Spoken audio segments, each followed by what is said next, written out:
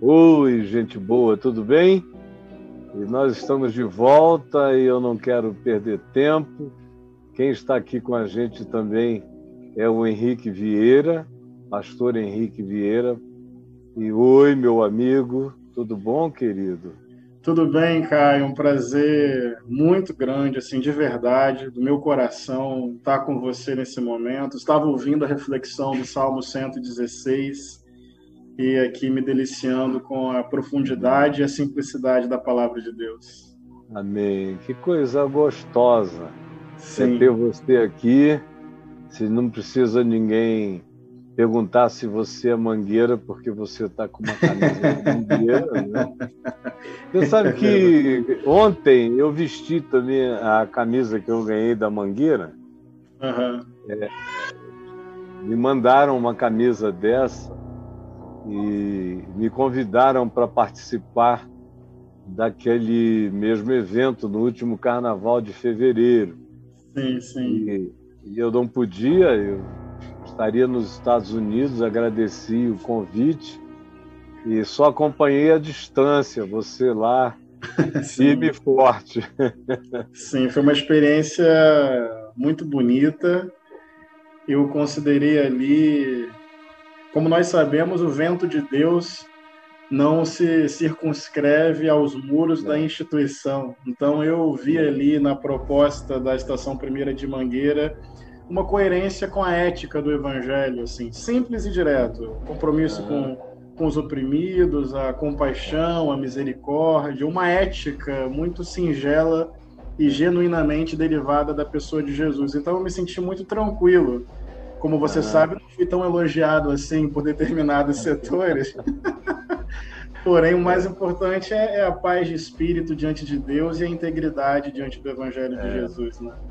Eu fiz um comentário aqui, mas antes de eu viajar, umas 2 ou 3 semanas antes, um comentário, peguei a letra da música Sim, e a comentei, assim como eu fiz com esse salmo agora. sim, sim. E como eu já tenho um séquito extraordinário de pessoas que antes me idolatravam e hoje me odeiam pelas mesmas razões do passado, pela mesma idolatria passada, você experimenta os ódios presentes. Então apanhei também demais, mas tudo bem.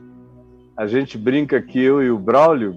Boa tarde, Braulio. Sobe, Braulio. É uma Tô aqui, invocação Caião! Tô aqui, tô daquele tipo aqui, de E aí, Braulio, tudo Samuel, bem? sobe, Samuel. tô aqui, tô Então, aqui.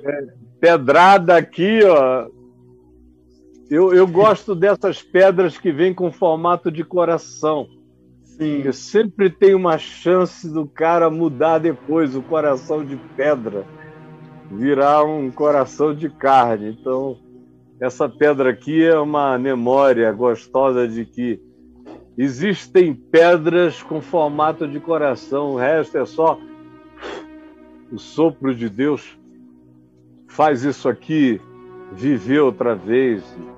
A gente tem visto, né, todos nós que andamos pela fé, a quantidade enorme, não só de transformações em nós mesmos, mas transformação de corações que a gente achava intransformáveis e sim, que a misericórdia de Deus nos surpreende porque o Espírito sopra onde quer sim. e a gente só ouve a sua voz daqui para ali, dali para acolá, mas quem somos nós para querer determinar o sopro dessa graça e desse vento, né? Eu estava Mas lembrando, assim, Caio, de uma. Eu ouço você desde a minha adolescência, quando eu estava no seminário, fiz aqui o Seminário do Sul, na Tijuca, Rua na José Tijuca, Higino. isso.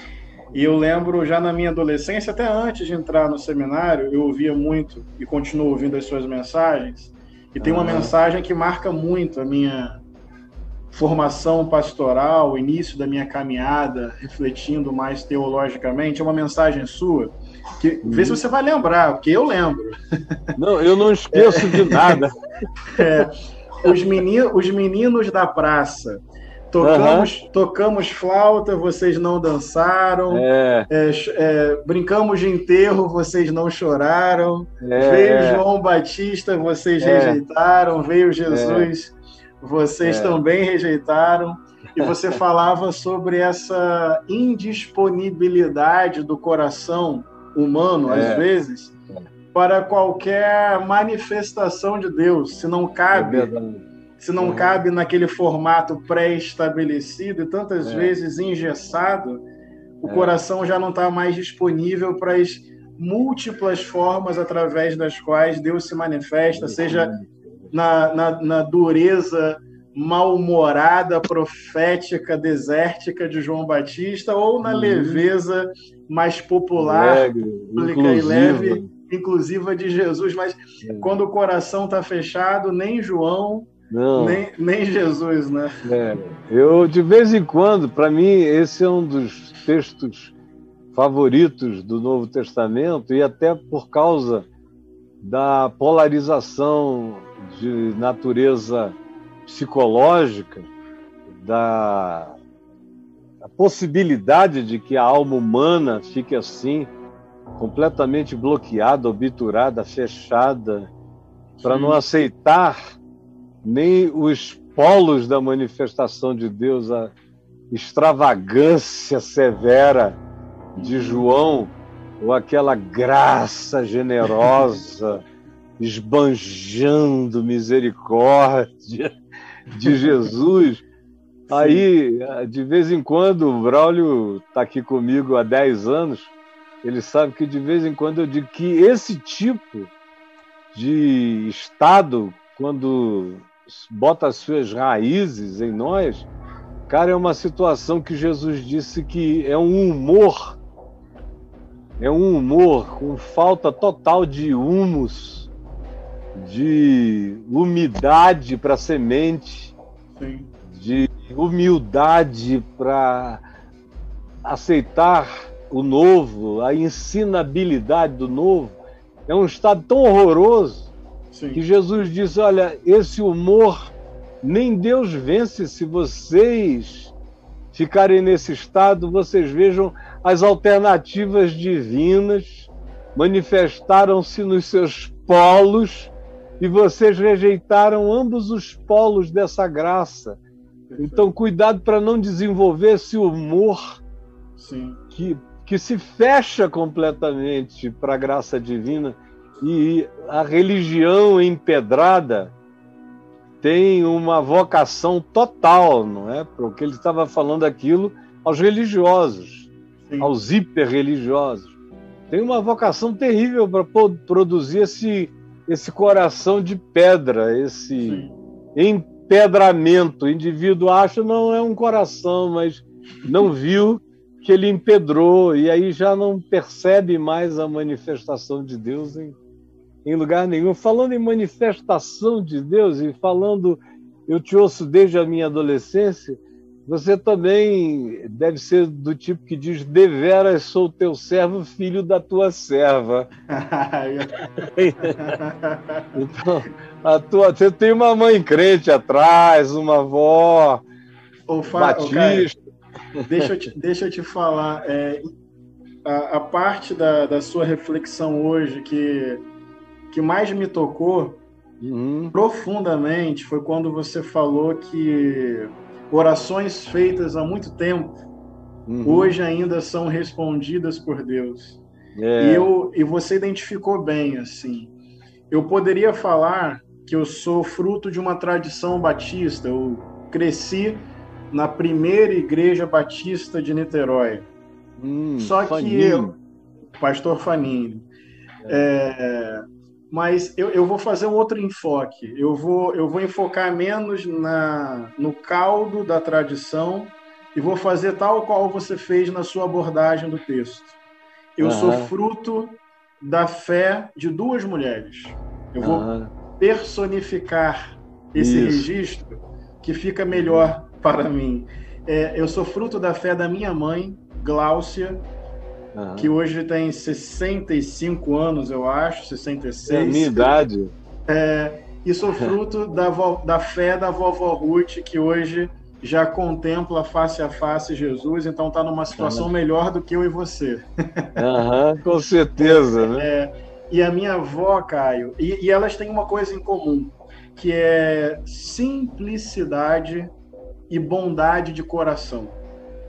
Talvez se eu fosse... Olha como é que a vida é complexa. Se eu fosse discutir com a minha mãe hoje e com a minha avó alguns temas teológicos, políticos, de visão de mundo, talvez muitas divergências aparecessem. Entende o que eu quero dizer?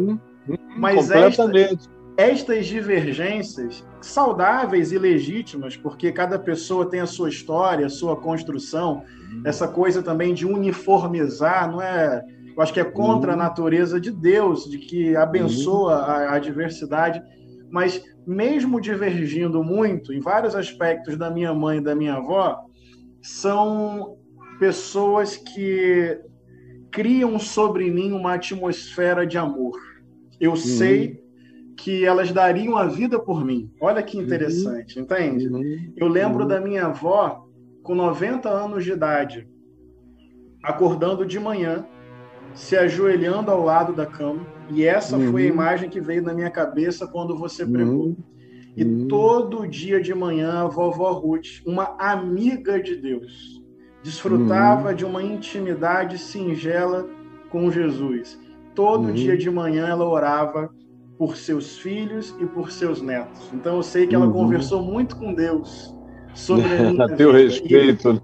Então eu sou fruto da bondade, da simplicidade, do caráter e da fé amorosa de duas mulheres, da vovó Ruth e da minha mãe Glaucia. Então, quando você falava, Caio, eu me emociono um pouco, porque eu sei que sou fruto de fé de duas mulheres simples, de coração bondoso, amantes do Evangelho de Jesus e que sempre conversaram com Deus a respeito da minha vida.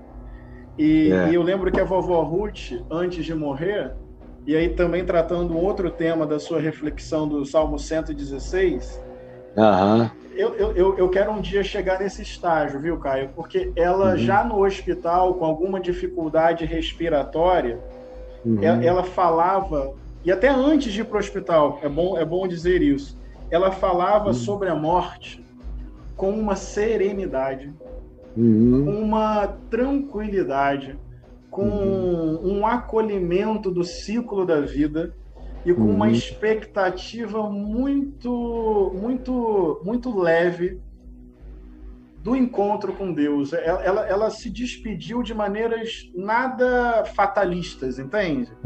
Eu acho que tem a ver com a idade, evidentemente, mas não só com a idade. Eu acho que tem a ver com uma maturidade espiritual e emocional que ao longo da vida ela construiu, de tal forma que ela soube se despedir sem drama, soube se despedir com uma certa convicção interior de que ela partia para a plenitude de Deus. Então, obrigado por perceber que por trás de mim tem mais do que uma tradição de uma igreja. Eu nunca achei que tinha uma tradição. Não, tem mulheres, atrás de uma igreja. Família. Tinha gente atrás de ti. Tem gente, pessoas. Registro eu, por exemplo, sou de família materna presbiteriana. A minha avó se converteu no século XIX ao protestantismo no interior do Amazonas. Isso é uma coisa extraordinária. No interior do Amazonas, passou um missionário, pregou o evangelho, deu uma Bíblia a ela. Ela era uma das poucas que sabiam ler ali naquela vila, lá na região de Maués, mas não em Maués, no interior, mais profundo. E ela começou a ler. E foi lendo. Conclusão, ela leu a Bíblia inteira, não deu para fazer uma síntese, ela creu na Bíblia inteira, ficou uma certa confusão. Então, ela sabia que Jesus era o Salvador, mas também você tinha que obedecer à lei de Moisés, ficou aquela salada doida na cabeça dela, Sim. de modo que a minha mãe sofreu muito com ela. Sim. Meu tio também foi muito oprimido pela legislação mosaica Sim. que ela estabeleceu na criação dos filhos, mas a minha mãe soube separar. Todos continuaram na igreja presbiteriana, mudaram para Manaus, não se afastaram de nada, ao contrário, aprofundaram o compromisso deles com a fé. A minha mãe e o meu tio eram pessoas muito comprometidas com a palavra, mas a minha mãe teve muitas dores com a vida do meu pai até meu pai se converter. E nesse processo até ele se converter, a mamãe aprendeu a orar, juntamente com a minha avó. E elas oravam muito, sempre, o tempo todo, em oração. Aí papai se converteu, foi uma mudança radical. Papai era um sujeito fascinante, não vou nem tocar no nome dele, porque papai era demais. E se tornou um ser extraordinário, mentalmente, espiritualmente, em Deus. Mas eu me lembro que de 13 anos em diante, depois que meu pai se converteu, eu falei, pronto, agora a família está redondinha, chegou a minha vez, e eu fui para as cabeças, né? Doidão. E daquele tempo, fumar maconha aos 13 anos de idade era uma coisa impensável. Eu virei logo maconheiro, fumador de Continental sem filtro, bebedor de talagadas de cachaça, manhã cedo. Os meus amigos tinham que ser as piores companhias. Eu tinha alguns bons que continuam meus amigos até hoje. Isso tudo desde em Manaus? os 12 anos. O Boechat era um deles, tem outros que estão indo, mas graças a Deus há vários. Mas eu fui para as cabeças dos Vera, para valer, e muita briga, jiu-jitsu, quebradeira, confusão, loucura, polícia, amigos presos, eu escapando. Era uma loucura que não dá para dizer aqui. Então, no período em que eu comecei a prestar atenção, eu voltava para casa desde 15 anos de idade, 4, 5 horas da manhã, todo dia. E papai e mamãe faziam um rodízio de oração. Enquanto eu não entrava em casa, um deles ficava orando. Porque eles sabiam que o risco de vida era alto. Era diário. Eles tinham certeza absoluta que eu estava assim, escolhendo brincar na beira do abismo mesmo, namorava a morte todo dia. Uhum. Então eles oravam. E quando eu chegava em casa, sempre tinha uma fresta da porta do quarto deles aberta, porque eles queriam ouvir o movimento da chave entrando, alguma coisa assim. E aí, quando eu subia a escada para virar para o meu quarto, sempre tinha um par de pés para fora da cama. Às vezes os pés do meu pai, às vezes os pés da minha mãe. Uhum. Aí eu checava, né? Eu passava como quem não tinha visto nada. 2 minutos depois eu retornava, dava uma olhadinha, não tinha mais pé nenhum. Significando dizer que eles tinham estado naquele rodízio ali, que eu só vinha saber que política de rodízio era essa depois de eu me converter. Antes ninguém falava nada comigo. Então, eu sei e sei muito que orações não têm prazo de validade. Você vai orando por aqueles que você ama e essas orações permanecem no estoque da fidelidade de Deus para se derramar na hora própria. Amém. Na vida dos nossos filhos e amados. Me conta como foi. Eu estava lembrando de uma pregação sua. Que eu queria que você me contasse novamente, porque teve uma frase que me marcou muito. Do dia que você, acho que numa dessas suas voltas para casa, você entra numa igreja, tem um pastor pregando sobre a cruz. Você até fala que ele faz uma leitura muito peculiar lá sobre o escrito de Jesus, na sinceridade, naquilo que estava escrito na cruz de Jesus. E ali você se derrama. E tem uma frase que você diz numa das suas pregações, quando você lembra desse momento, que você fala assim: ali eu tive consciência que faltava uma cruz na minha vida. Eu lembro de você falar isso, e essa frase me marcou. Não sei se você se incomoda de me contar novamente. Não, de jeito como nenhum. foi esse momento e o significado dessa frase, que ficou na minha cabeça durante muito tempo. Eu te conto com dia, mês e hora. Foi no dia 18 de julho de 1973, na Assembleia de Deus, da Rua Duque de Caxias, em Manaus. Eu estava procurando uma arma. Eu tinha voltado do Rio, morava com Arthur Vigílio Neto, e que hoje é prefeito de Manaus, foi senador aqui pelo PSDB há muitos anos. E também depois fui morar com Reison Grace, lá na academia, na Avenida Nossa Senhora de Copacabana. 33 amigos meus foram presos e levados para Ilha Grande por causa de drogas. Naquele tempo, se você fosse apanhado com um baseado de maconha, isso já colocava você na Lei de Segurança Nacional, em 73. Foi todo mundo para Ilha Grande. E eu escapei por pouco, porque eu tinha ido em Niterói visitar os filhos do reverendo Antônio Elias, o Cessé, o Theo, a Lucília, e os amigos ali, bater uma bola lá na casa do Boechat. Mas eu tinha ido lá. Quantos anos você tinha? Eu estava com... Nesse tempo, eu estava com 16 para 17 anos. Eu fui para o Rio de novo com 16, voltei de lá já com 18 feitos. Entendi. Outra vez. Aí eu tinha acabado de... Esses amigos foram presos.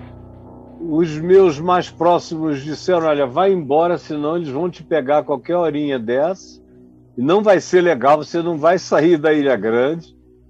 E como eu tenho amigos que ficaram muito tempo lá naquele período por causa disso, por um baseado de maconha. Aí, pois bem, eu fugi de volta para Manaus, retornei. Eu tinha fugido de Manaus para o Rio. É uma longa história. Aí fugi do Rio para Manaus. Aí cheguei em Manaus e falei: eu não posso continuar vivendo assim. Eu só estou com 18 anos e estou rodado, que, meu Deus, não dá mais para existir assim. Aí determinei que eu precisava de 3 coisas: de um trabalho, de uma namorada e de voltar a algum curso que eu tinha parado de estudar. Aí eu entrei no curso de edificações na Escola Técnica Federal. Arranjei uma namorada que era a filha do capitão dos portos, com quem eu vinha casar, e tive 4 filhos. E o trabalho na prefeitura de Manaus, onde eu era fiscal de obras.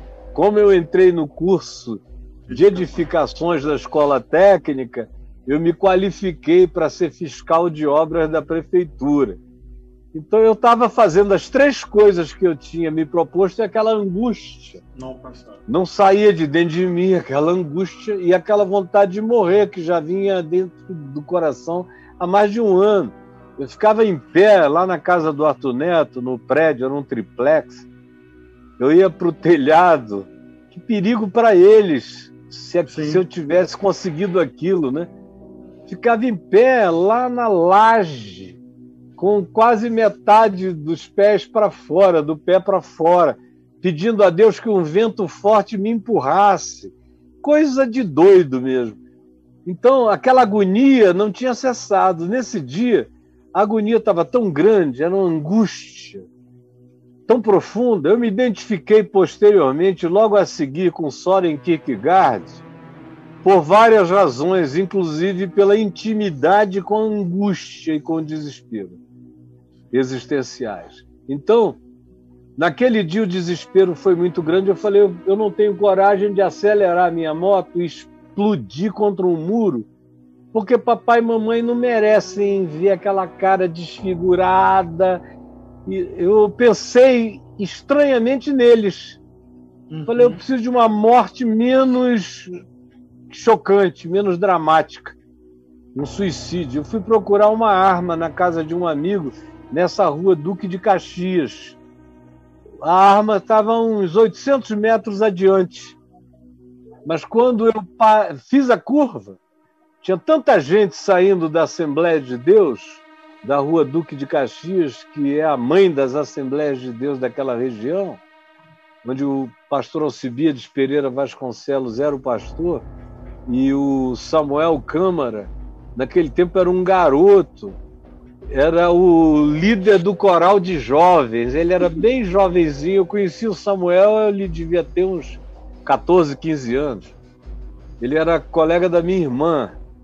Aí, pois bem, eu não pude passar, porque tinha tanta gente que eu parei, a moto não atravessava. Aí veio um cara, me pegou pelo braço e falou, entra aqui e ouça uma mensagem que pode mudar a sua vida. Eu entrei, me puseram no balcone, lá em cima, no mezanino, na galeria. E aí tinha um cara pregando, mas o que me chamou a atenção era a gritaria, né? Aquela coisa, aquela gritaria, eu digo, esse povo é doido. E eu fumava no mínimo uns 14, 15 baseados por dia, cada tarugão, tomava balas, tomava outras coisas, eu estava doidão lá, né? Olhando aquilo, falei, mas esse negócio aqui, essa onda, faz o povo ficar mais doido do que todo mundo que eu conheço. E eu não conseguia nem prestar atenção. E, do meu lado tinha um cara com uma criança, assim, no braço esquerdo, e ele era forte, ele sacudia a criança, ele dava uns gritos, aleluia! E a criança gritava, ah! Aí ele sacudia a criança gritava mais, eu olhando para aquilo, digo, o que eu vim fazer aqui, atendendo ao convite do rapaz que falou assim, vem aqui comigo, Caio, para aqui a moto, entra comigo e ouve uma mensagem que vai mudar a tua vida. Aí eu falei, quer saber, eu estou indo atrás de uma arma, não custa nada eu dar uma parada e ouvir uma mensagem que vai mudar a minha vida, embora eu não creia nesse blá, blá, blá dos crentes. Entrei. Aí aconteceu isso, de repente eu parei e prestei atenção no pregador, quando ele fez uma pergunta, vocês sabem por que no alto da cruz de Jesus havia uma epígrafe escrita em hebraico, latim e grego, esse é Jesus o Nazareno, rei dos judeus? Aí eu falei, ué, eu não sei. Eu não sei por quê. Aí fiquei lá doidão, prestando atenção. Aí ele deu uma paradinha retórica, assim, de uns 5 segundos, e falou, porque do jeito bem pentecostal, né? Porque o hebraico era a língua do monoteísmo, porque o latim era a língua da política e o grego era a língua da filosofia, e Deus queria que o mundo inteiro soubesse que ali estava o rei dos reis. Aí eu fiquei ouvindo aquilo tudo, estava na cruz. Aí isso entrou em mim, esse negócio foi que me penetrou e eu falei, bom, eu estou desse jeito porque falta uma cruz na minha vida. É por isso que eu não tenho centro gravitacional, eu não tenho referência, eu não tenho nada que me faça não ser um astro perdido, vagando pelo cosmos, na direção de alguma coisa que não é nada, porque eu não tenho uma força de atração gravitacional para existir. E aí eu entrei, a viagem daí para frente não tinha mais nada a ver com a pregação. Sim. Eu larguei a pregação, saí dali, eu falei, eu preciso de silêncio, porque esse negócio me pegou, eu sentei na minha moto, dirigi, eu acho que isso devia ser 9h30 da noite, dirigi até umas 2h30 da manhã chorando, dizendo, Jesus, se tu és o centro gravitacional, que falta na minha vida, se tu és essa referência, se tu és esse absoluto que a minha alma busca, então eu estou aqui. Voltei para casa, comovidíssimo, me ajoelhei ali 2h30 da manhã e fiz a minha primeira oração lúcida, minha mesmo, na vida.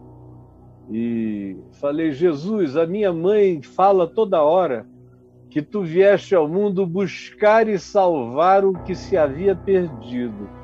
Então, se o teu negócio é com gente perdida, eu acho que eu sou o cara ideal para se achar.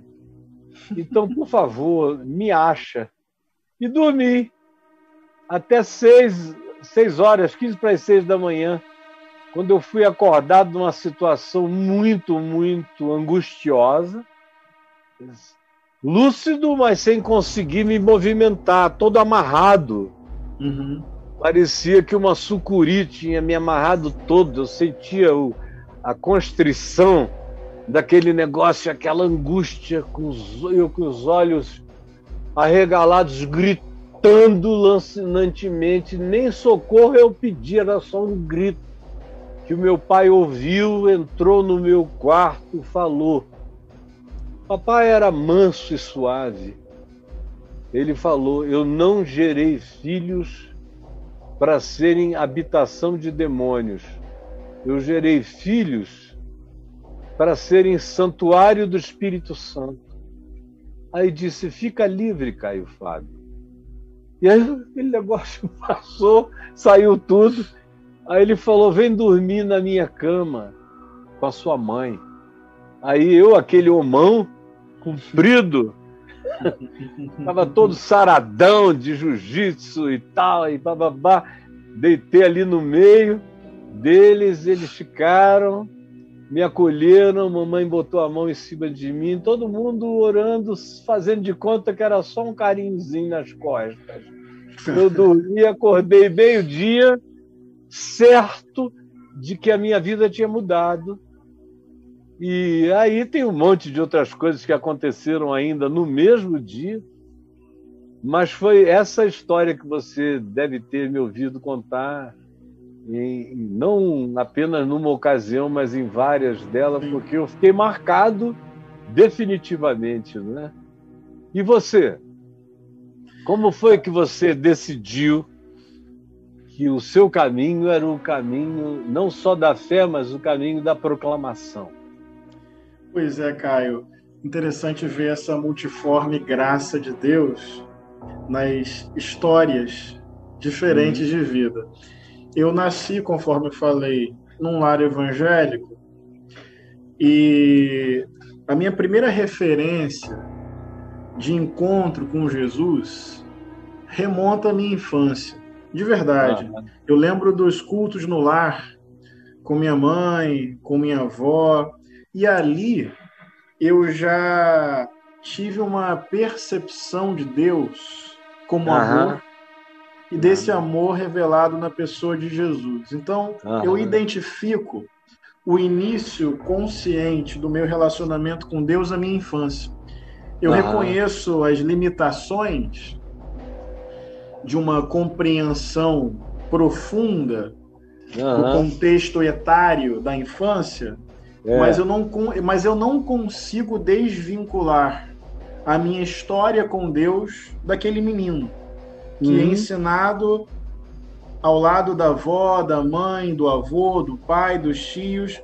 Ali não era só um registro cultural, ali não era só uma transmissão de valores. O meu coração de menino já foi fisgado pelo Evangelho.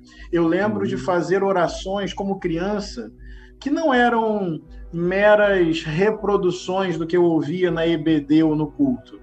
Eu lembro de conversar com Deus ainda menino e já ter ali uma abertura para esse Deus relacional, pessoal, repleto de amor e revelado na pessoa de Jesus.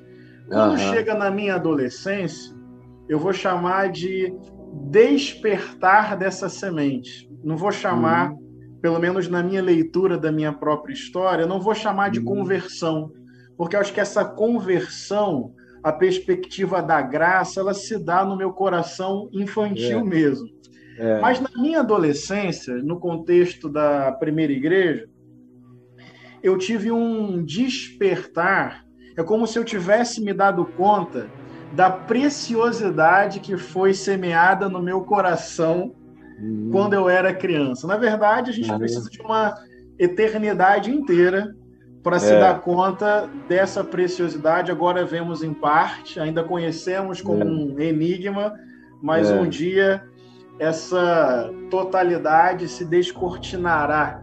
Então, não estou dizendo que eu já me dei conta, mas eu quero chamar a atenção que na minha adolescência é como se tivesse aquela semente tivesse ganhado mais profundidade e eu tivesse renovado a minha convicção pessoal no Evangelho, na manifestação da graça, no amor incondicional. E nesse momento, confesso a você, que bateu um conflito. Porque, de alguma maneira, embora a graça fosse proclamada enquanto tese, a lógica religiosa ainda era muito performática, ainda totalmente. era muito meritocrática. Ainda parecia que a nossa vida ela se dava num Deus, como se Deus... É uma visão muito pequena de Deus, mas como se Deus tivesse um caderninho anotando nossas boas ações para nos dar prêmios e anotando as nossas más ações para nos dar as suas lições. Então, de alguma forma, eu comecei a entrar em conflito com uma lógica religiosa que, na minha compreensão, mais amarrava a potência do Evangelho do que florescia e dava espaço para a potência do Evangelho. E tem um paradoxo na minha adolescência, porque eu me apaixonava mais e mais pelo Evangelho, e daí eu pregava, Caio, assim, de manhã, de tarde, de noite. Eu pregava em culto na casa das pessoas, eu pregava na vigília de oração, eu pregava para as senhoras da igreja, eu pregava para os embaixadores, eu pregava para os adolescentes, e eu ganhei um apelido, que era o apelido de Pastorzinho. E esse apelido, ele tem um paradoxo, porque, por um lado, é carinhoso e era fruto de um adolescente apaixonado pelo Evangelho, que abria a Bíblia, e eu começava a pregar, e acho que você entende o que eu quero dizer, de que você prega, mas de alguma forma você é interpelado enquanto prega. Então, tem estudo, tem pesquisa, tinha muito cuidado para entender o texto bíblico, mas tinha alguma coisa que não cabe nisso, né? Que quando você fala e é falado ao mesmo tempo. Você pensa, mas é pensado. Tudo isso está presente. Por exemplo, eu não preparo nada há milênios. Sim. Eu fiz isso durante alguns anos, mas depois não. Eu sinto que eu sou pensado para cada coisa que eu faço. Pois é, aí eu era chamado de pastorzinho. Mas isso é um paradoxo, amigo, porque, por um lado, tinha essa dimensão carinhosa, fruto da minha própria caminhada, da minha própria paixão e dessa minha convicção de que eu queria proclamar a beleza da graça de Deus. Mas olha que curioso. Eu era um adolescente de 16 anos, certo? Dentro de um contexto religioso e dentro de um contexto cultural conservador. Então, pensa comigo, o que significa para um adolescente de 16 anos ser caracterizado como um pastorzinho? Por isso que é um paradoxo. Por um lado, era muito carinhoso, e evidentemente eu agradeço a Deus por tudo que vivi, mas por outro lado, era muito inibidor, era muito asfixiante. Porque tem um pacote moral que um adolescente de 16 anos precisa entregar para dar conta desse apelido, dessa construção de imagem. Então, o que eu preciso dizer para você é que esse meu despertar para o Evangelho que já estava no meu coração desde a minha infância, curiosamente, se dá num contexto de igreja, mas que à medida que eu vou elaborando essa minha consciência do evangelho, eu preciso dizer para você que eu fui me afastando desse contexto de igreja. Natural, né? Quanto mais evangelho, menos aquele contexto de igreja. Então, eu conheci muito bem, porque eu e o Fanini tivemos uma relação tumultuadíssima. Eu não cabia ali mais, amigo.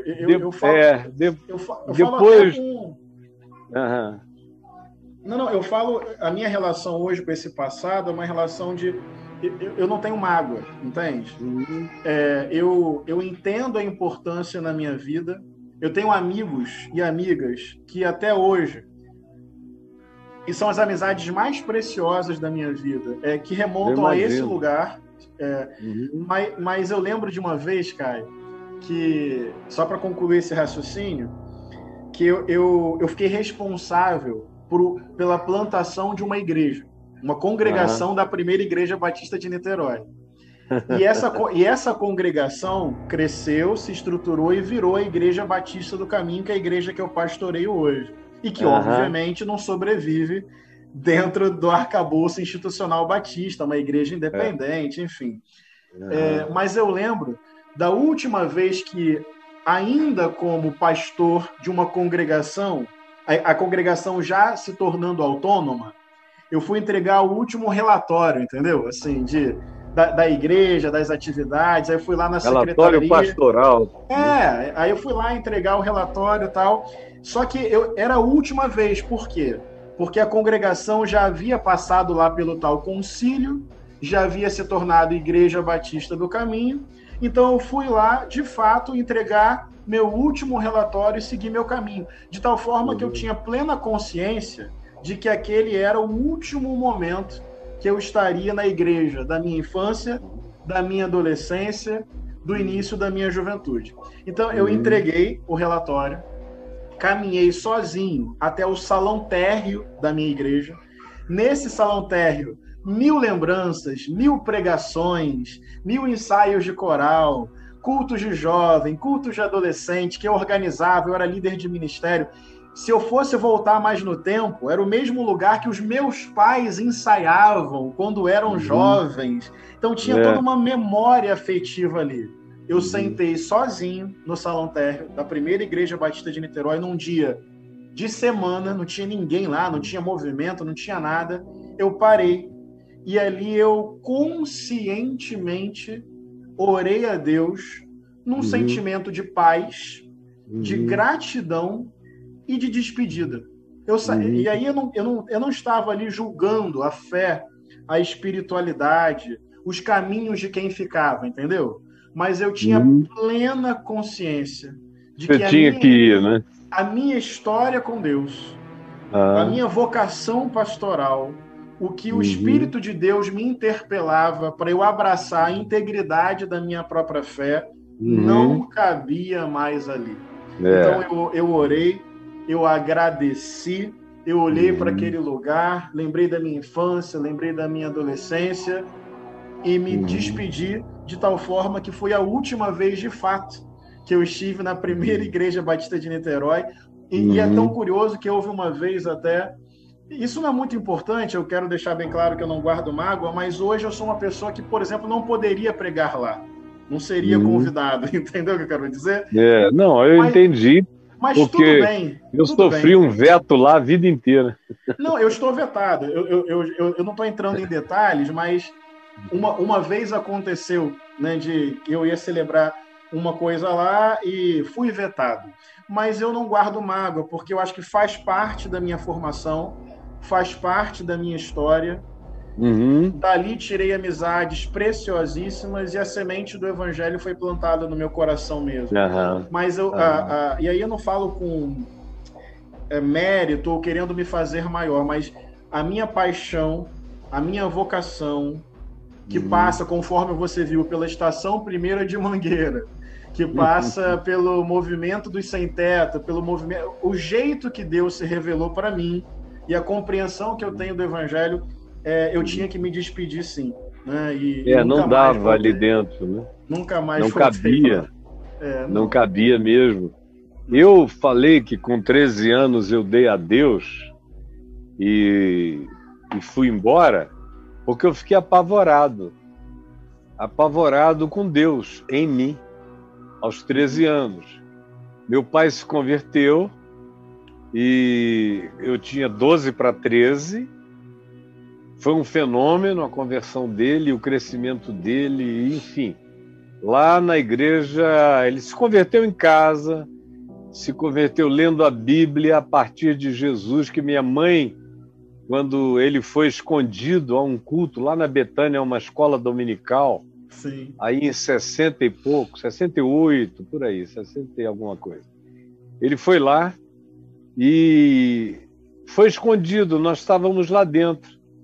E minha mãe numa classe de mulheres no templo embaixo. Naquele tempo a Betânia era lá na rua Major Frois, em São Francisco, e não na Estrada da Cachoeira, como é hoje. Tá. Sim. Era lá atrás, era uma capela. Esse lugar na Estrada da Cachoeira, já fui eu herdei aquele lugar para pagar. E paguei até o último cheque lá, botei uma tenda. Eu lembro da tenda. Enfim, no passado, e a tenda ficou lá uns 25, 30 anos, até construírem o templo atual. Sim. Mas, pois bem, era na capelinha, e ele entrou escondido, porque ele ouviu uma voz de um homem, achou bonito, falou, vou ver quem é esse cara. Aí entrou, largou o carro dele, ele estava dentro do carro lendo um livro, esperando a gente sair da escola dominical para irmos para casa almoçar. Ele entrou, e atraído pela voz. Quando ele chegou lá, o cara da voz estava fechando o órgão e parando de cantar. E uma mulher se levantou e falou, irmãs, era uma classe de mulheres. Ele falou, tá cheio de mulher aqui dentro. Deixa eu ver o que essas mulheres vão dizer. Ele machista, chauvinista, como quase todo homem era naquele tempo, sem saber. Se você dissesse para ele uma coisa dessa, ele iria ficar ofendido naquele tempo.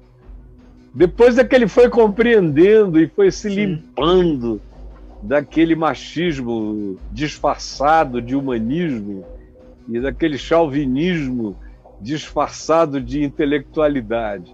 Pois bem, ele ficou lá ouvindo, a mulher falou assim, minhas irmãs, eu quero que vocês definam a fé para cada uma de vocês. Aí as mulheres começaram a definir, ele foi achando as definições maravilhosas, porque ele achava que toda mulher crente era burra, ignorante, incapaz de elaborar aquilo. Ele achava que a minha mãe era uma das pessoas mais legais que podia haver ali, mas que nada, tinha mulher professora de psicologia, de filosofia, de pedagogia, nas universidades federais e fluminenses. A Betânia sempre teve um fluxo acima da média, era uma elite que procurava ali a igreja. E ainda era pouca gente. Até eu chegar, ela ainda era uma igreja de 150 membros. Mas todo mundo essa elite extraordinária, homens e mulheres. As definições foram muito superiores ao que ele imaginava. Aí a professora falou, eu me admiro de vocês, de ficarem com tanta elucubração filosófica, isso e aquilo. A fé está aqui em Hebreus 11:1. É a certeza de coisas que se esperam e a firme convicção de fatos que se não veem. Ele escondido atrás da porta, olhando pela fresta, ele falou, cara, Hebreus 11:1. Eu pensei que a Bíblia era só um monte de contos produzidos pela mente nervosa dos hebreus. Hebreus 11:1. Hebreus 11:1, não posso esquecer. Hebreus 11:1. Que coisa mais legal. Voltou para o carro calado, a gente almoçou, acabamos de almoçar, íamos levantando, eu ia para a bola, todo mundo, cada um para onde quisesse. E aí... missão cumprida no domingo de manhã, agora bola até a noite. Aí ele virou para minha mãe e falou assim, Laci, você podia abrir na sua Bíblia em Hebreus 11:1 para mim? Cara, que susto. Eu ainda me lembro de como o meu coração bateu. O que aconteceu aqui? Hebreus 11:1. O cara quer ler a Bíblia e tem uma referência já, Hebreus 11:1. Tem até um texto. A minha irmã era campeã brasileira de memorização da Bíblia. Minha irmã mais nova do que eu, um ano e meses. Ela tinha a Bíblia toda na mente, uma memória maravilhosa, já àquela altura. E nós olhamos para aquilo, nos afastamos, deixa ele aí, né? Ele, Hebreus 11:1. Aí pronto, fomos embora. Ninguém soube mais de nada. O fato é o seguinte, rolou uma conversa entre ele e a minha mãe, porque ele leu Hebreus 11. Quando ele acabou de ler aquela coisa toda de pela fé, pela fé, pela fé, toda a história da fé, eles sem nós não serão aperfeiçoados, e ele vem lendo. Aí, e ele acha o estilo da literatura maravilhoso, shakespeariano. Aí ele chamou a minha mãe e falou: meu Deus, Laci, eu não sabia que a Bíblia era um livro com páginas tão belas, era uma literatura tão maravilhosa. Então eu quero ler, eu vou ler esse livro do princípio. Posso ler aqui mesmo? A minha mãe, pode ler onde você quiser. Porque meu pai era um cara brilhante e muito difícil de alguém imaginar que o evangelho pudesse chegar nele. Aí quando ele abriu em Gênesis, a mamãe correu lá, falou, não. Aí ele, por quê? Não é aqui que é o começo? Ela falou, esse é um livro diferente.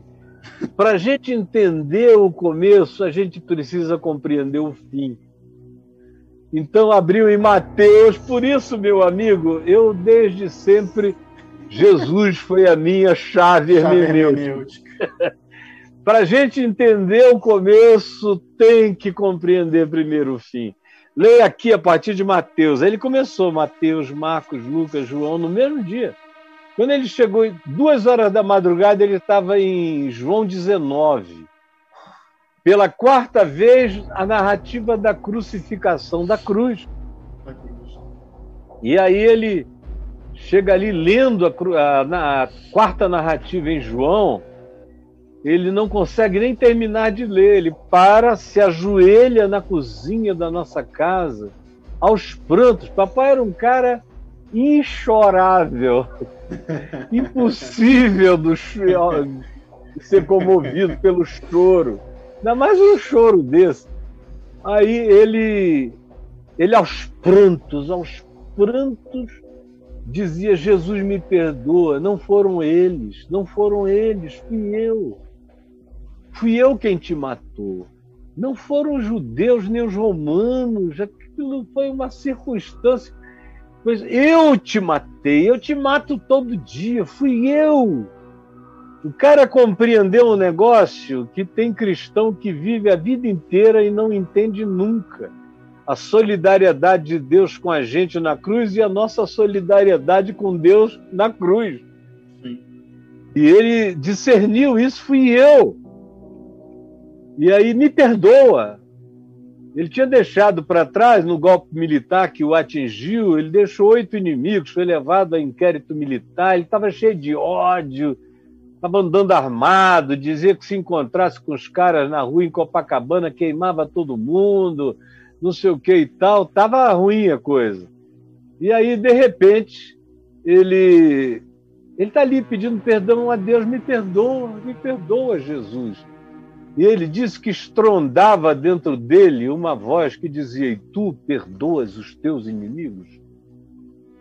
E ele pedia perdão e a voz insistia, tu perdoas os teus inimigos? Então ele levantou, pegou 8 cartões de Natal, mandou para os 8 inimigos, dizendo, aquele que disse, eu sou o caminho, a verdade e a vida, me ordena chegar à tua presença e te pedir perdão de todo e qualquer mal que eu possa ter praticado contra ti e dizer que todos os males que tu praticaste contra mim estão perdoados e apagados em nome de Jesus. Amém. Mandou para todo mundo, 6 ligaram e falaram com ele, se reconciliaram e voltaram a ser amigos. Um pegou um avião e foi ao Rio, de Manaus para o Rio, falar com ele, e um outro disse que homem que era homem não se retratava, mas ele não estava nem aí. Ele ficou gravitando, parecia que tinha um ímã no pé dele, assim. O cara entrou num molde gravitacional, levitante. E aí, quando ele contou para todos nós, foi um choque, e não parou mais. A leitura da Bíblia, ele leu a Bíblia 2 vezes ou 3 vezes no mesmo ano, leu a teologia sistemática, teologia dogmática, ele saiu lendo numa avidez. Mas o negócio dele era com Deus mesmo, era jejum, oração. Ele entrou num mundo místico, profundo. E eu olhei para aquilo, falei, bom, mamãe está feliz, está todo mundo feliz, chega para mim. Mas, antes de dizer chega para mim, eu, numa reunião de oração, onde a família inteira foi instada aí, porque o reverendo Antônio Elias, pai do Theo, que hoje é pastor lá na Betânia, meu amigo a vida inteira, desde que ele tinha 11 anos de idade, ou 10, o reverendo pediu para eu fazer uma oração nessa reunião lá na igreja Betânia. E eu tinha acabado de fazer 13 anos. E aí eu orei, e eu não me lembro, eu entrei num transe na oração. Eu não sei quanto tempo eu orei, e eu sei que eu chorei, e eu orei, e eu não me ouvi, parecia que eu estava falando em outras línguas, totalmente arrebatado, nem português parecia que era. O fato é o seguinte, quando eu acordei da oração, e estava todo mundo em prantos, o reverendo Antônio Elias enxugava o nariz e chorava que não podia mais. Eu, graças a Deus, não tive um Fanini na minha vida. Eu tive um Antônio Elias, que é outro departamento. Fanini o odiava, como depois passou a me odiar, desde que eu tinha 19 anos. É uma longa história. Mas, pois bem, aí o reverendo vira para mim, quando eu despertei da oração, que é só assim que eu posso designar o que aconteceu, ele falou, meu filho, Deus te ungiu e não tem nada que você possa fazer a respeito. Não é a hora ainda, mas você não pode fazer nada a respeito. Eu queria te convidar para pregar domingo à noite aqui no púlpito da igreja. Eu falei, eu? O quê? Saindo daquele transe, convidado para pregar no domingo no púlpito do reverendo Antônio Elias. Aí domingo fui eu, falei, Jesus, o que foi uma angústia. Quantos dessa anos, hora até chegar o domingo. Hã? Quantos anos você tinha? Eu tinha 13. 13 anos. 13 anos. Tinha acabado de fazer 13 anos. Aí domingo lá estou eu, no púlpito do reverendo Antônio Elias, preguei uma mensagem em João, no capítulo 11. Lázaro ali, na ressurreição de Lázaro. Estava uma mensagem, um esboço pronto ali em João, né? E tirai a pedra, não. Ele estava sepultado já havia 4 dias, cheirava mal, tirai a pedra. E Lázaro vem para fora, desatai e deixai-o ir. Era um esbocinho pronto, de 5 pontos. Mandei ver e entrei em transe de novo, transe total. Não precisei pensar, eu fui sendo pensado e muito verboso. Nem eu sabia que aquela verbosidade me habitava. E quando eu acabei de pregar, estava todo mundo aos prantos e tinha um monte de pastor lá que foi assistir porque era o filho do doutor Caio. Era um negócio muito doido que estava acontecendo. Quando eu acabei de pregar, eu estava com 6 meses de agenda cheia. Fui pregar na primeira igreja presbiteriana de Niterói logo no domingo seguinte, na igreja wesleyana que estava ali do lado, era só descer na direção do Rink. Tinha uma igreja metodista wesleyana, Saí dali, fui pegar na igreja metodista de Macaé, depois na igreja metodista de Campos. Aí eu fui, foram me rodando. Todo domingo eu não podia mais jogar bola, eu tinha que pregar em algum lugar. E lá fui eu, 6 meses pregando na reunião do doutor Acioli, do Paulo Brito, que ainda depois foi para a ABI. Lá na Maranata da Tijuca, ela já foi na Associação Brasileira de Imprensa, e antes disso era na Paulo de Fronten, na casa do pai do Paulo Brito, o doutor Acioli, que já faleceu há muitos anos. Sim. Lá ele me convida para ir pregar na reunião dele, que era a reunião mais cult do Rio, todo mundo ia para lá. Era para onde os batistas, presbiterianos e metodistas se escondiam para poder sentir um avivamentozinho. Era a década de 60, estava vendo a divisão batista da renovação espiritual, divisão dos presbiterianos, dos metodistas, disso tudo estava acontecendo, a Lagoinha, tudo isso estava mudando, e o pentecostalismo estava entrando, que se chamava de renovação espiritual naquele tempo. Então, pois bem, aí eu fui pregar nesses lugares todos. Quando eu vi, todo mundo já me chamava de pastor, de pastorzinho, de não sei o quê, reverendinho. Falei, deixa eu escapar desse negócio antes que esse negócio me pegue. Como disse o reverendo, que eu não tinha jeito, eu vou mostrar para ele que eu tenho jeito, que esse negócio não vai me pegar. E eu fui embora. Fazia questão de fumar maconha e cigarro na frente dele. E ele era um cara tão cabeça fresca que ele dava umas risadas, umas gargalhadas, se soprando ali na frente dele. Aí ele vinha, como é que é? Tudo bem, Caio Fábio? Tudo ótimo. E a bola? Meu craque favorito. Aquela história ele nunca me levou a sério. E eu provoquei tanto, que um dia ele falou assim, às vezes eu acho que você quer me provocar, mas deixa eu te dizer, isso é só uma fase, aproveita. Aproveita bem. Mas que pessoa incrível, Antônio Elias, né, Caio? Antônio Elias, maravilhoso, maravilhoso. Tudo que me fala dele só relata coisas incríveis. Um homem, no mínimo, uns 60, 70 anos à frente do que a religiosidade podia receber. Que sopro, que leveza. Eu fui filho daquilo ali, fui criado na casa dele, eu chamava de pai, chamava a mulher dele, Dona Maria José, de mãe. Ô, Caio, ele também tinha uma visão do evangelho muito marcada por sensibilidade social, não tinha? Totalmente. Ele, antes de se converter, ele se engajou no Corredor Prestes. Ele lutou todas as lutas que havia, inclusive luta armada. Ele foi crítico à ditadura, né? Total, não, isso sem falar. Eu estou falando antes de se converter, ele se engajou em todos os movimentos de libertação que houve no Brasil. Sim, aí ele teve uma conversão tardia, já com 40 e tantos anos. Então, a revolução, é claro. Lá na igreja que ele pastoreava, Betânia, tinha um cara que veio a se tornar almirante, depois, no tempo, ele era capitão de fragata. Ele entregou algumas pessoas, assim como o Fanini entregou uma lista brutal aos militares.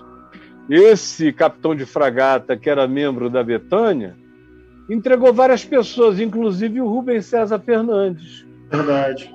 O Rubens César foi entregue por esse capitão de fragata da Betânia, que fez o seguinte favor ao pai dele, que era presbítero da Betânia, que depois veio a ser, eu fui pastor dele, da mulher dele, do Dr. Rubem.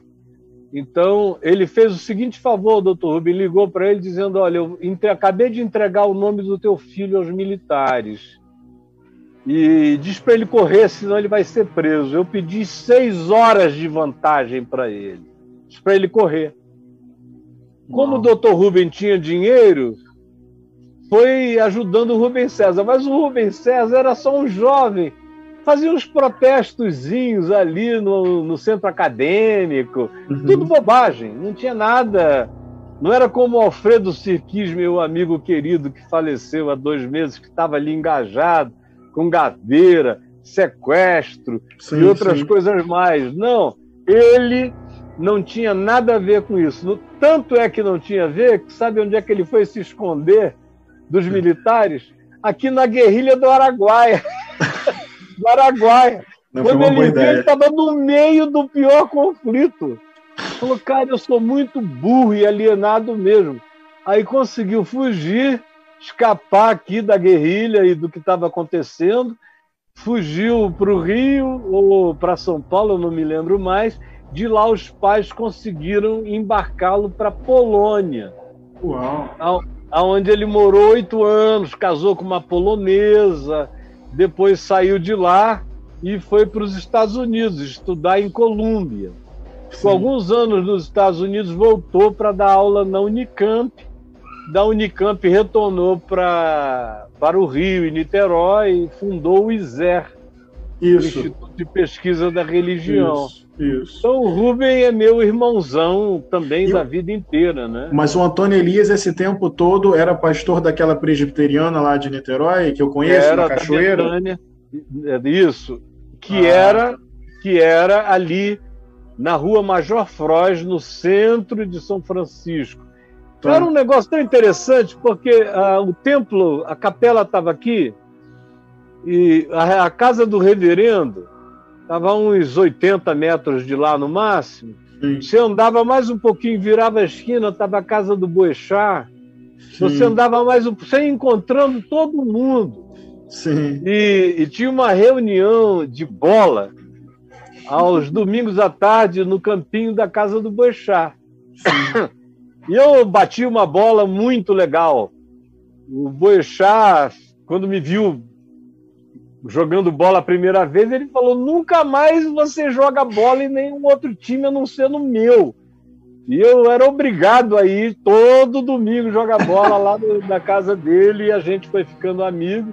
Além do que, era o futebol mais engraçado do mundo, que o pai dele ficava na janela, e o pai dele era um comunista frustrado, zangado, ateu e amargurado, que era cultura stalinista, ou uma coisa do gênero, bem pesada. Então ele ficava na janela, né? Ele botava apelido em todo mundo, apelidos políticos. Os que jogavam bola melhor eram nomes de esquerda. Quem jogava bola meio pereba era nome da direita. Então você era de esquerda ali. Eu era assim de extrema esquerda. Jogava bem mesmo. Eu acho bonito você falar, porque outras pessoas já me falaram do reverendo Antônio Elias com esse carinho. Acho que é uma escola pastoral, assim, né? de uma prática pastoral de consciência política, de sensibilidade social, de abertura para as complexidades da vida e para a singularidade dos indivíduos. Então, eu gosto de ouvir essas histórias porque, não sei se você concorda, eu acho que tem um peso, Caio. Acho que uma das grandes tragédias do cristianismo ele ter se tornado muito mais uma máquina de formatação comportamental e domesticação de corpos, e com isso todos os adoecimentos derivados, né? De culpa, de medo, de aniquilamento de si. E ao invés de ser esse sopro de graça, da qual deriva uma ética de vida, é óbvio, né? Mas uma ética de vida que não é na dívida moral, é no fluxo da gratidão, né? Claro. É no fluxo da beleza de Deus. E uma coisa que me incomodava muito nesse ambiente mais conservador é essa tendência à uniformidade, que apaga a beleza do indivíduo. Então, quando o Antônio Elias, você conta essa história, ele olha para você e você fala de um jeito que me parece transmitir uma graça, me parece transmitir uma leveza. quando ele diz, olha, isso é uma fase, ele não está com um pacote moral julgando a sua nenhum, vida. Ele não tinha isso. Ele está olhando para a tua vida com a tua singularidade, com o teu momento, ele está dialogando com a singularidade, com a tua impressão existencial. Isso é tão bonito. Eu acho que o fundamentalismo rouba essa graça, tanto do evangelho quanto da vida. O fato é que, quando você falou que um dos problemas do cristianismo é esse engessamento, eu sou muito radical em relação a isso. Um dos problemas do cristianismo é o cristianismo. Sim. O cristianismo, que é um corte. Para mim, você tem o evangelho e você tem o cristianismo. Sim. O maior problema do evangelho é o cristianismo. Sim. O pior inimigo de Jesus é o cristianismo. O grande anticristo histórico é o cristianismo. E é qualquer ismo que tente colocar Cristo dentro dele, desse sistema, que tem uma teologia sistemática, tem uma dogmática intocável, que não é o único dogma de Jesus, era o amor.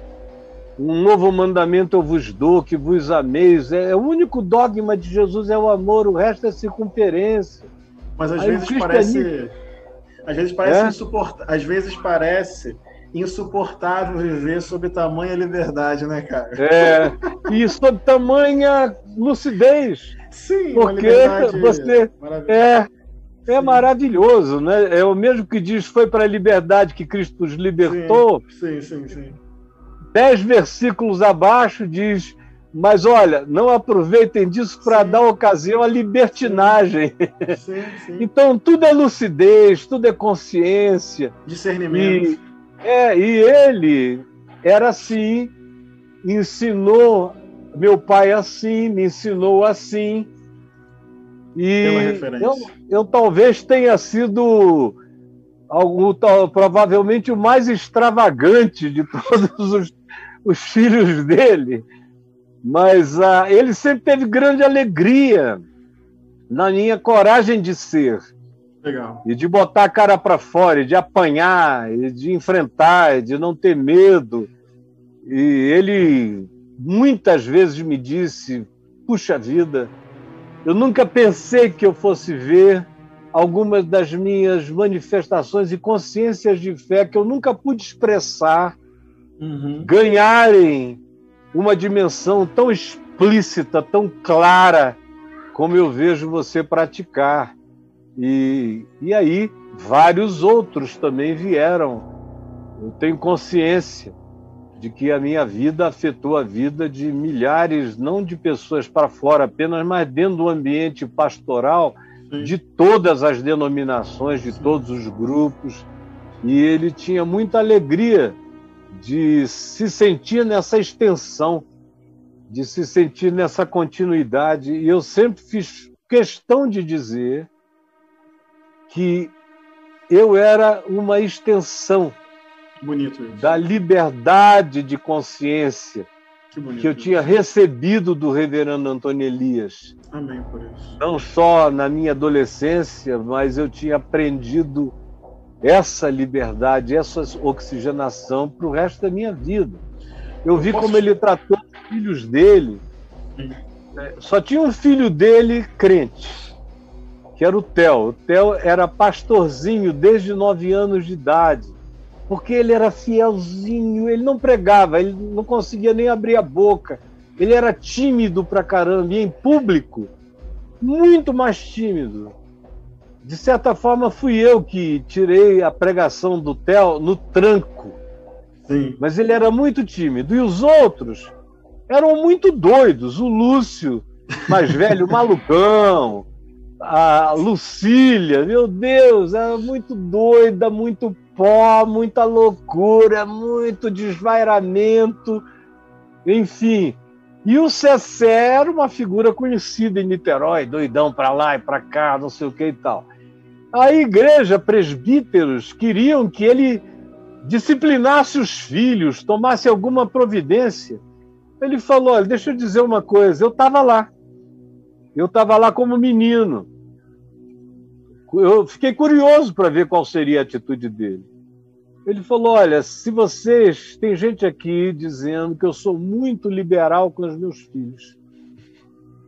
Eu não sou liberal, eu dou liberdade aos meus filhos para eles desenvolverem alguma forma de consciência. Eu sei que eles são de Deus e que todos eles são do Senhor. Agora, se alguém quiser que eu faça alguma coisa a mais com os meus filhos, eu quero entregar a minha carta de renúncia pastoral. Porque eu deixo o ministério, deixo igreja, deixo tudo, mas meus filhos não serão oprimidos pela religião. Então, voltando aqui ao TEL, para a gente quase que terminar, está chegando a 12:30. Então, o TEL foi a Manaus, eu já era pastor, pregador, já estava lá com o ministério, pregando na TV, tal. Isso, eu tinha 20 anos, 21. E o TEL foi lá me visitar. Nós sempre fomos muito amigos. Muito amigos. Até há 22 anos atrás, acho que tudo que acontecia na vida dele, eu estava lá, e na minha também. Nós vivemos uma relação de fraternidade visceral até 1990, final de 98, início de 99. Foi bem. Aí ele chega lá e eu falei, Theo, você não quer pregar no sábado para os jovens? Aí ele falou, Deus me livre, não faz isso comigo, cara. Não, para com isso, você está de sacanagem, está de gozação. E ele é um cara piedoso, aberto. Eu falei, não, prega, Theo. Aí, eu não posso, eu não consigo. Me bota para orar, para fazer qualquer coisa, mas não, pregar não. Aí, do sábado, eu cheguei lá e falei assim, gente, terminando a reunião, um monte de gente saindo pela porta. Eu falei, gente, no sábado que vem, quem vai pregar no meu lugar aqui é o Theo. Aí ele ficou branco, ele passou a semana dizendo, Caio, eu não saio do sanitário, é um negócio, é uma desinteria, é uma angústia, não faz isso comigo, rapaz, não faz isso, não é tortura. Falei, meu irmão, é só assim, vai no tranco. Quando chegou no sábado, lá foi ele e a Alda no carro, para o templo. Ele sentou lá na frente, ele passava a mão na cara e fazia assim, eu só observando o sofrimento dele. Acabou o louvor, eu disse, vem cá, Theo, dei o microfone para ele, Deus te abençoe. E aí foi a primeira vez, ele nunca mais parou de pregar desde aquele dia. Ele disse que no início ainda era meio torturante, mas depois foi ficando natural e ele nunca mais parou. Então, eu vivi em torno do Antônio Elias e bebi daquela fonte do ponto de vista humano. Amém. Não era acadêmico, não era nada, era um poço de humanidades. Que bonito isso. Um poço de humanidades, lindo. E Caio, o Fanini odiava aquela figura ali do lado dele. Sim. Eu queria, a gente está bem, 1:30, mas eu queria te fazer uma pergunta, não sei se dá tempo. Eu tenho um compromisso daqui a 10 minutos, mas eu queria te ouvir, porque tem uma coisa que, na sua caminhada, você me transmite muita coragem. E eu queria te perguntar aqui, como irmão e como pastor,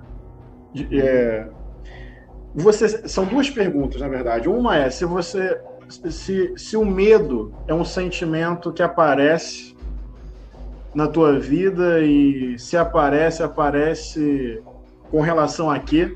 Você tem medo de algo? E uma outra pergunta que eu te faço é que, como eu acompanho a tua trajetória há muito tempo, muitos lugares, e se você tem saudade de algo. Então, se você tem medo de algo e se você tem saudade de algo, eu queria, quase como um amigo, a gente conversando, como a gente conversou um dia em Copacabana, tomando um café.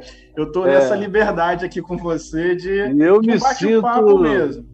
Eu me sinto nessa liberdade, fico tranquilo, porque essa é uma liberdade que eu me permito em tudo e sempre. E quero voltar ao Papo de Graça, hein? Ah, a gente vai te chamar logo de volta. Deixa eu te dizer, sobre saudade, de nada. Não tem saudade. Não, eu sou um homem sem saudade. Para não dizer, eu estou com saudade dessa pandemia, dos meus bichinhos, dos meus netos, dos meus filhos. Mas fora isso, saudade de nada. Nem de lugar nenhum, nem de tempo algum, nem de era alguma, nem de protagonismos de nenhuma natureza, de coisa alguma. É um dos segredos da liberdade, é não ter nenhuma saudade para fazer gestão. A segunda coisa, sobre medo, olha, eu já passei por muita coisa apavorante, mas em nome de Jesus, com toda a sinceridade e na presença da minha mulher, que vive comigo nos últimos 20 anos como testemunha, e de milhões de pessoas que já conviveram comigo, passaram pela minha vida, que poderiam simplesmente dizer, esse cara está mentindo. Não, eles nunca me viram com medo, porque eu não sei, eu só tenho medo de mim. A vida inteira eu aprendi com meu pai que o único inimigo que podia me fazer mal era eu mesmo. Que ninguém tinha poder contra mim. Podiam me matar, mas não tinham feito nada a mim. Que a única coisa que podia ser feita a mim seria por mim contra mim.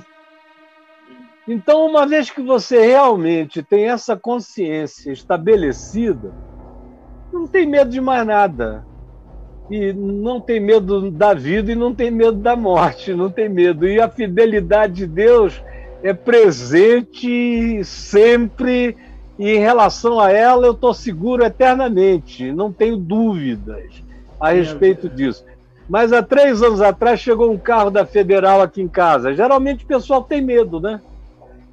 Tem governador que chora, tem gente que faz não sei o quê, que entra em pânico. Quando eu cheguei lá, que o cara me mostrou o mandado de prisão para mim, eu falei, peraí, entrem aqui, tomei um café, uma água, eu preciso informar a minha mulher e fazer uma malinha. E o que eu devo levar? Eles me deram uma dica. Meu coração em paz.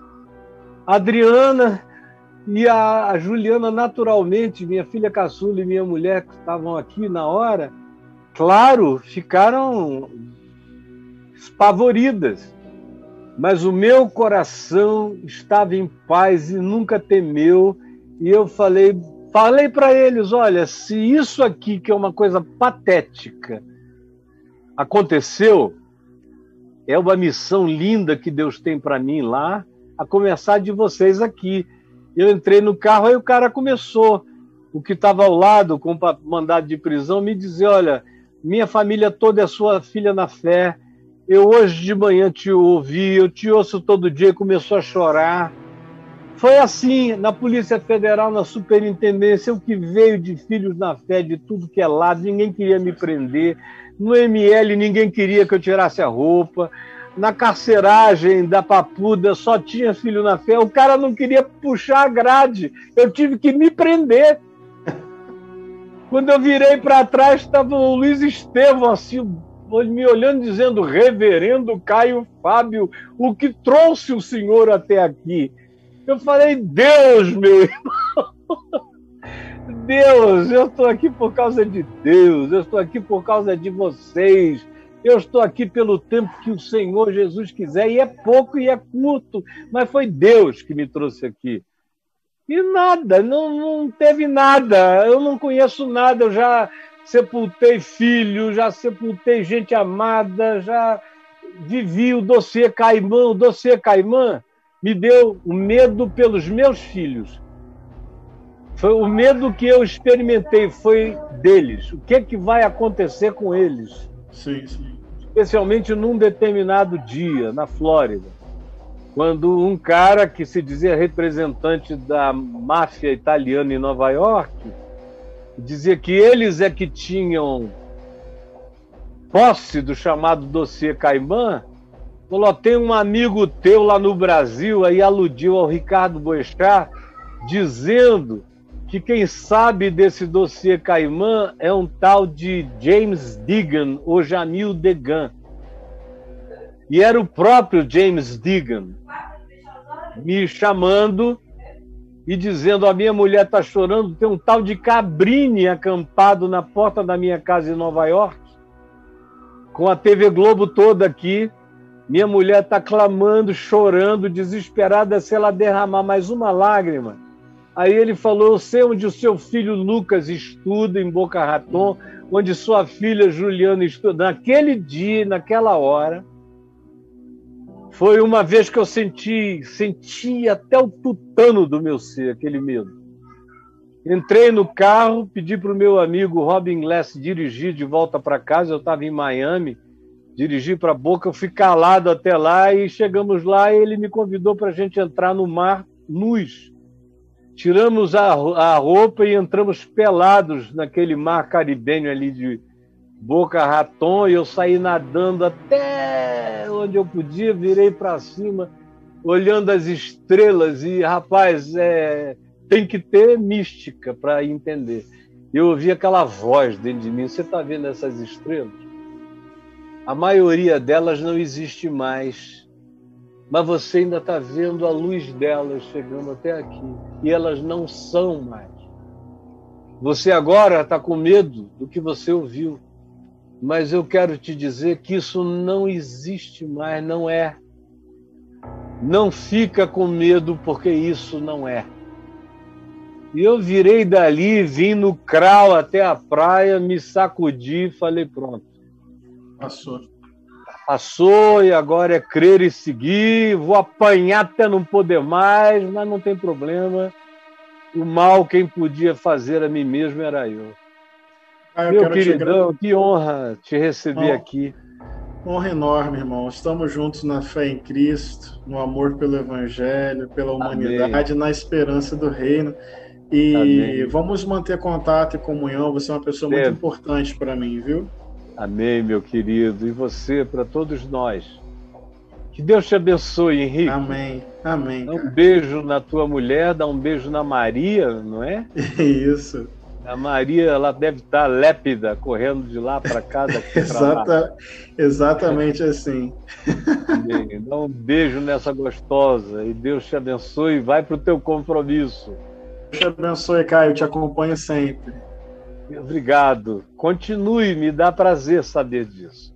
Estamos juntos. Deus nos abençoe. Estamos juntos. Um grande beijo.